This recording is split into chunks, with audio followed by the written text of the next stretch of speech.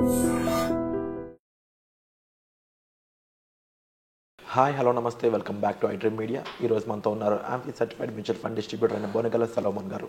ముఖ్యంగా 2025కి financial planning ఏ విధంగా చేసుకోవాలి, ఏ విధమైన సజెషన్స్ మనకు సాధిస్తారో తెలుసుకుందాం. Hi sir. నమస్తే అండి.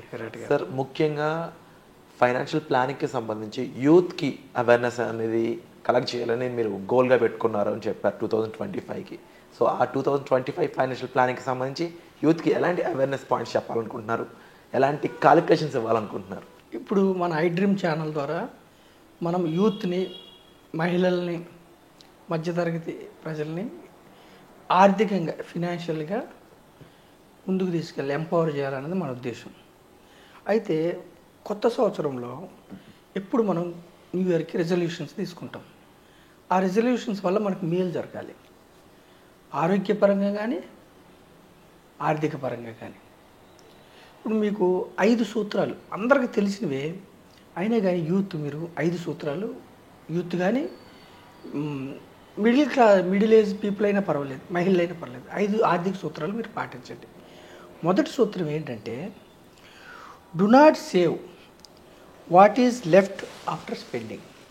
అంటే ఖర్చు పెట్టిన తర్వాత సేవ్ చేయాలని అనుకోవద్దు. మన ఇంట్లోకి మనకి human wants are unlimited. Virat గారు, మన అవసరాలన్నీ తీర్చుకున్న తర్వాత ఏమైనా మిగులుతుందా అంటే ఒక్కోసారి మిగలొచ్చు, మిగలకపోవచ్చు. ఆర్థిక క్రమశిక్షణ ఉన్న వాళ్ళు మిగుల్చుకోగలరు, కోరికలు ఎక్కువ ఉన్న వాళ్ళు మిగల్చుకోలేరు.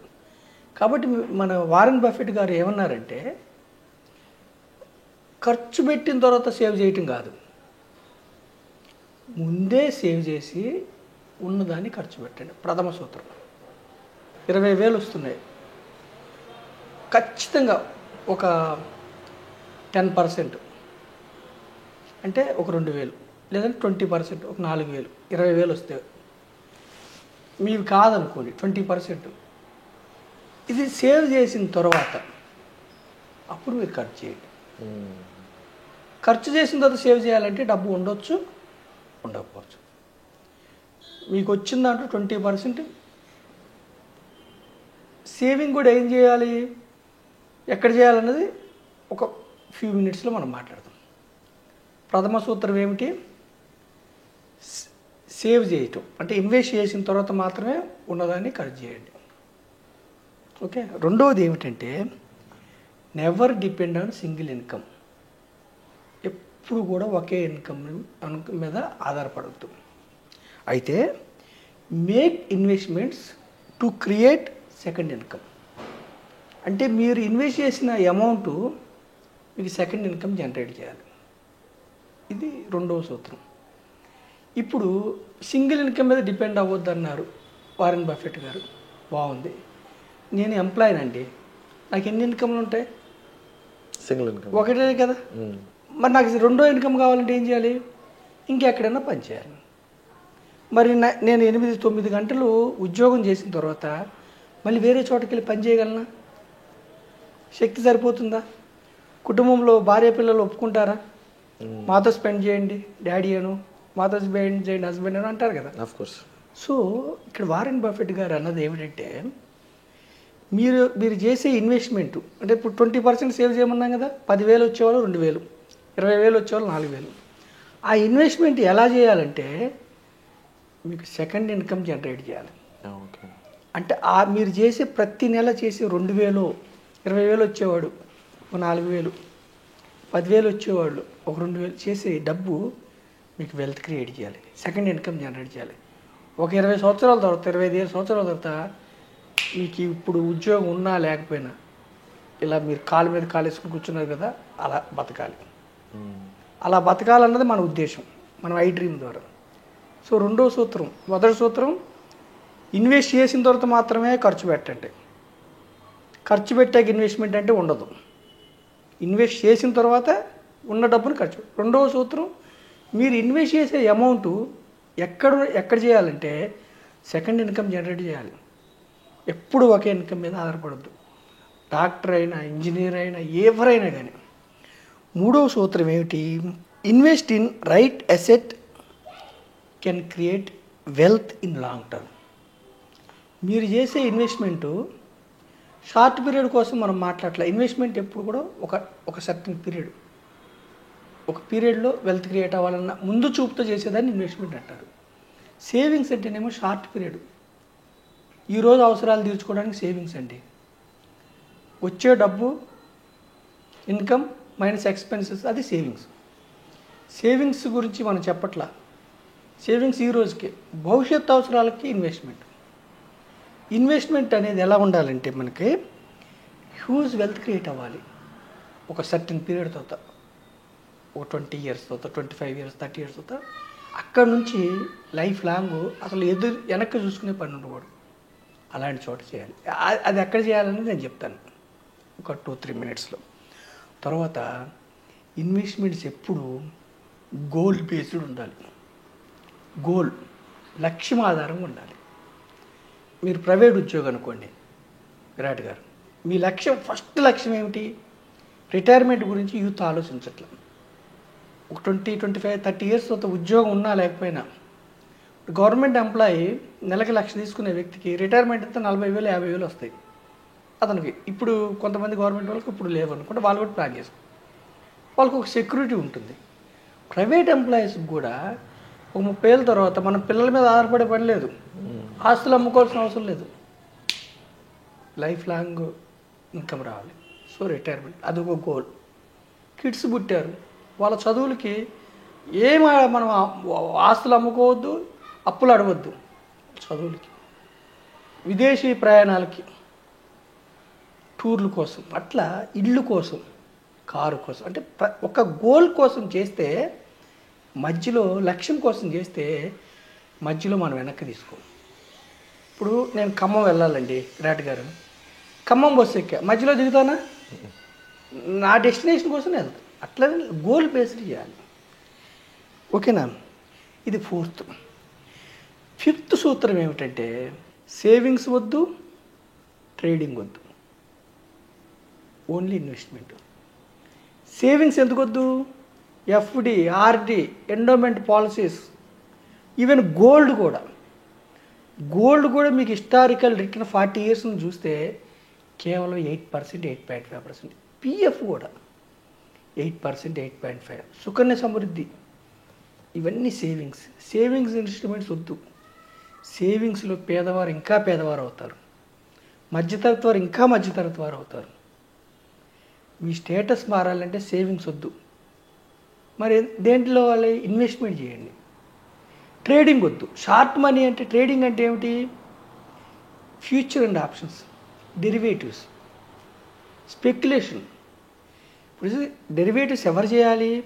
నా దగ్గర ఆల్రెడీ ఒక ₹1 కోటి షేర్లు ఉన్నాయనుకోండి, నా షేర్ వాల్యూ పడిపోతున్నప్పుడు దాన్ని హెడ్జింగ్ చేసుకోవటం కోసం వాళ్ళు చేయాలి. మ్యూచువల్ ఫండ్స్ సంస్థలు హెడ్జింగ్ కోసం వేస్తాయి. పెద్ద కంపెనీలు, రిలయన్స్ కానీ, అదాని, వీళ్ళందరూ ఏ కంపెనీ అయితే షేర్ వాల్యూ తగ్గుతుందో వాళ్ళు హెడ్జింగ్ కోసం డెరివేటివ్స్ చేస్తారు. మనం ఏం చేస్తాం? ఆర్డినరీ పీపుల్ పాపం తెలియక ఇండివిజువల్స్ స్పెక్యులేషన్ కోసం, స్పెక్యులేషన్ అంటే గోల్ ఉండదు దానికి, ఊహాజనితం అది.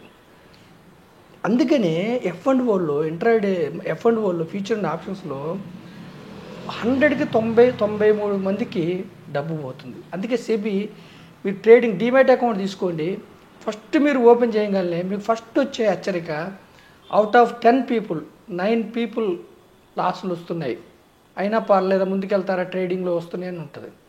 హెచ్చరిస్తున్నారు సెబీ. అయినా ప్రజలకి ఎప్పుడు షార్ట్ మనీ మీద ఆశ. సో స్టాక్ మార్కెట్ రంగంలోనే ఈ F&Oలో మాత్రం డబ్బులు పోతాయి. F&Oలో డబ్బులు రావాలంటే 100 మందికి 10 మందికి వస్తున్నాయి, 5గురికి వస్తున్నాయి. సో మనకి F&Oలో డబ్బులు రావాలంటే నాలెడ్జ్ ఉండాలి. నాలెడ్జ్ ఉంటేనే వస్తుంది. అందుకనే సేవింగ్స్ వద్దు, ట్రేడింగ్ వద్దు. ఏం చేయాలి వాళ్ళు? ఇన్వెస్ట్మెంట్ చేయండి. ఇన్వెస్ట్మెంట్ ఎక్కడ చేయాలి? వివిధ రకాల ఇన్స్ట్రుమెంట్స్ ఉన్నాయి. గోల్డ్ ఉంది, పిఎఫ్లు ఉన్నాయి, సుకన్య సమృద్ధి ఉన్నాయి, ఎండోమెంట్ పాలసీస్ ఉన్నాయి, రియల్ ఎస్టేట్ ఉంది, ఈక్విటీస్ ఉంది. మనం ఏం చెప్తున్నామంటే వీటిలన్నిటిలో రియల్ ఎస్టేట్, ఈక్విటీస్ మాత్రమే ఇన్ఫ్లేషన్ బీట్ చేసే రిటర్న్స్ వస్తున్నాయి. కానీ రియల్ ఎస్టేట్లో మీకు పెద్ద మొత్తంలో వెల్త్ కావాలి. దానికి ఉండే ప్రాబ్లమ్స్ దానికి ఉండే. రియల్ ఎస్టేట్ మన భారతదేశ ఎకానమీకి వెన్నుదన్ను. రియల్ ఎస్టేట్లో కూడా మీకు వెంటనే రెంట్ వచ్చే అనుకోండి, ప్యాసివ్ ఇన్కమ్ మంచిదే కాదట్లా. కానీ ఒక ఆర్డినరీ పర్సన్, ఒక పేదవాళ్ళు, ఒక మధ్యతరగతి వాళ్ళు మనకు రియల్ ఎస్టేట్లు కొనాలంటే అందుబాటులో ధరలు లేవు. ఈక్విటీస్ అనే సాధనం మనకి భారతదేశం, మన దేశం మనకు అందించిన గొప్ప అదృష్టం.